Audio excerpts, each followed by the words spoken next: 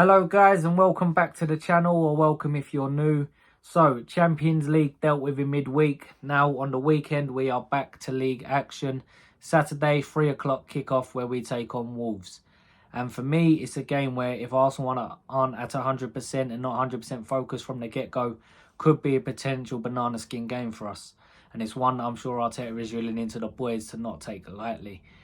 Wolves, I think, have had a decent season, especially performances-wise. I've watched them a few times this season, as I'm sure everyone has.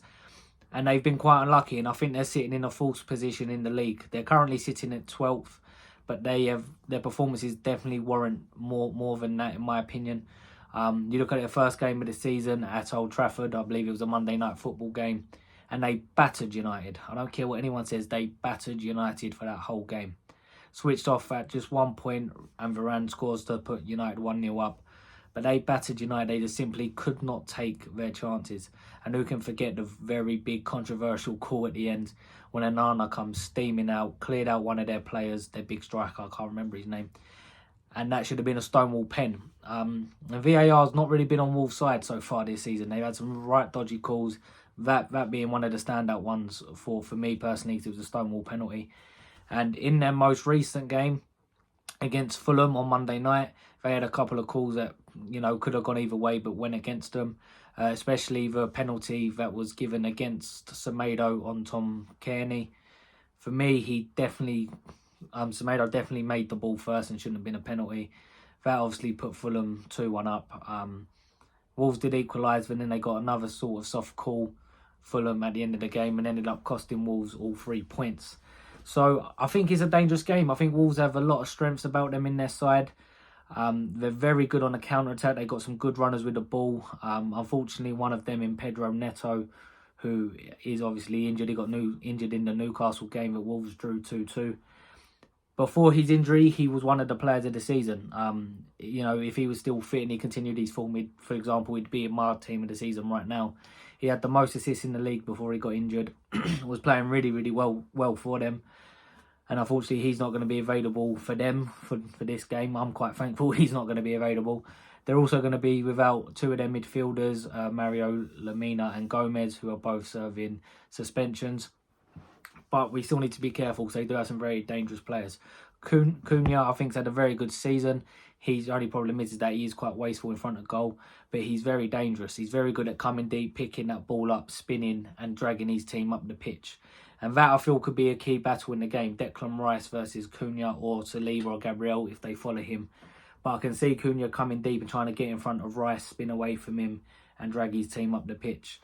Hwang is another danger man. I believe he's the top goal scorer in the league. I think he's got about 5 or 6 himself. So very dangerous team, Wolves. And they've got a good manager in Gary O'Neill. And like I said, it's one, if Arsenal aren't 100% focused, we're going to end up coming unstuck. Sorry if you can hear bibbing outside. I don't know if it will pick it up. But there's some commotion going on outside and people are bibbing all over the gaff. But yeah, so Arsenal need to be on it. And where do I think Arsenal can hurt Wolves? Well, Arsenal, obviously, were the best team from set pieces in the league since the start of last season. So I always feel like that could be a weapon for us, especially at home when teams sit deep. So when we do get the corners, the free kicks, we need to make sure we really put them in good areas to challenge them. But I'm looking at, the midfield really this week. I want to see Odegaard step up. Because, like I said, I can see Wolves sitting back and look to play us on the counter-attack. But without two of their best midfielders playing, I want to see him get the game by the scruff of the neck and make something happen for Arsenal. Find them gaps, get that link up with Saka and Tomiyasu or White, whoever will be playing again. And let's get Odegaard's season going, But also, I think it's going to be another big game for Kai Havertz. Kai Havertz has had 2 really good performances back to back. Well, especially in the Lens game, I thought was his best overall performance in an Arsenal shirt. He's got 2 in 2, and can he make the difference? Where Wolves will more than likely be sitting deep, I'll be very surprised if Wolves open up and try to play. So where I see them sitting deep, I need him making them late runs into the box, getting on the end of things, causing havoc, dragging their defenders all over the place to give Jesus, Saka, Martinelli more time and more space on the ball to do their damage, and Odegaard as well. So I think it's going to be a very important game, and it's going to be also won and lost in our defence, I believe. Wolves historically are a team who don't score a lot of goals. They create chances, but they struggle to end up putting them away. And we've been very stingy this year. We've conceded the least amount of goals, and we have the lowest XG against us, I believe. So we need to keep that stinginess and make sure that one goal is going to be enough for us to end up taking the 3 points. If this is if we want to be serious about winning the league, this has to be a game where you take 3 points. You've got to be beating the lesser teams at home. You have to do it. So we need to be really stingy. Make sure we don't allow them to counter attack. Be sensible in possession. I'm not saying don't take risks, because we've got to take them risks to open them up, but don't take stupid risks. Be sensible in possession and keep our shape. And if we have Rice sitting with Saliba and Gabriel, we should be able to deal with their counter attack effectively. So going to be a big game for us. One, like I said, if we want to win the league, we have to win. City don't play until Sunday. They play Spurs. I'm going to do a preview of that game tomorrow, hopefully. And it's a chance for us to get, an extra 3 points ahead of City. So we're currently 1 point ahead of them. We win our game, with all of a sudden we're 4 points ahead, and they need to respond and beat Tottenham, which historically they do not beat Tottenham. They do struggle. I know they beat them at the Etihad last year, but overall it's always been quite a bogey team for City, even though I can see them absolutely turning Spurs over. But that's for another video. So I'm just going to go into my predicted 11 and predicted score. It's only a quick video today. Predicted 11, I think, will be exactly the same team that played against Lens, in all honesty. I don't see any reason to change it unless there's any niggles or knocks or anything, that may put a player in doubt that's not 100%, and you can trade them out. But I can see it being the same 11. So that will be David Raya in goal. He's our number one. Ramsdale's not going to be our number one again, I don't think, unfortunately, unless something happens.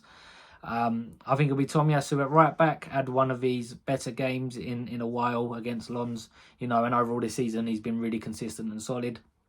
But he showed some nice attacking plays against Lens. So I fully expect him to keep his place, and hopefully he can perform the same way again. Centre back Saliba and Gabriel. This goes without saying. Left back Zinchenko. Holding midfielder Declan Rice.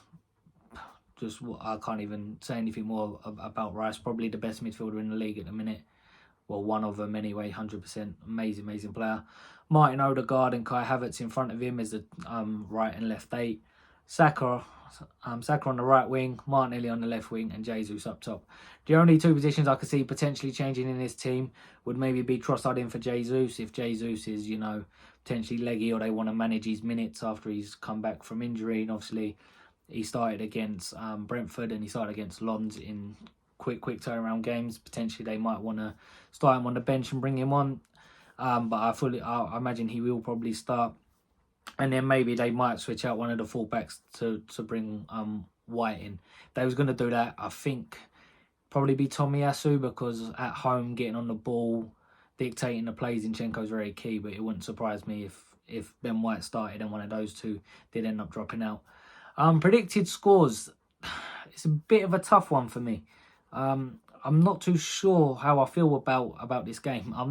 I'm confident, but I'm not overly confident at the minute, just because I do expect us to win, but I know I've seen Wolves a lot this season, and they are a very, very dangerous team. They played really well against, like I said, United. They battered United. They obviously beat Spurs. Okay, I know it's a weakened Spurs team after their injuries and suspensions, but they still turned them over.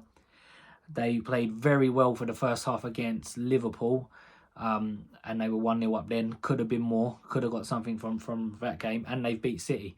So they're a very, very dangerous side, albeit all of those results I just mentioned, Spurs, Liverpool and City, were all at Wolves' home ground. The only game where they performed really well away was at Old Trafford, and everyone seems to play well against United at Old Trafford at the minute. But they are a dangerous team. They are no mugs. We cannot take this lightly at all. So I'm going to go an Arsenal win, because I fully expect Arteta to drill this into the players, and I'm sure the players won't take it lightly.